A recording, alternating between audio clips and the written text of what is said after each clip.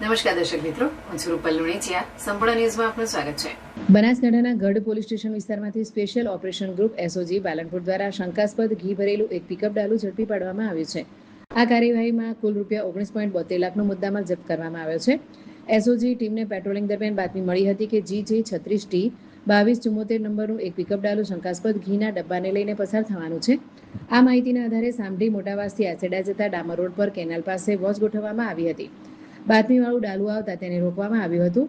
ડ્રાઈવરની ઓળખ જાલમસિંહ જામસિંહ સોલંકી, રહેઠાણ સામઢી મોટાવાસ, તાલુકો પાલનપુર, જિલ્લો બનાસકાંઠા તરીકે થઈ હતી.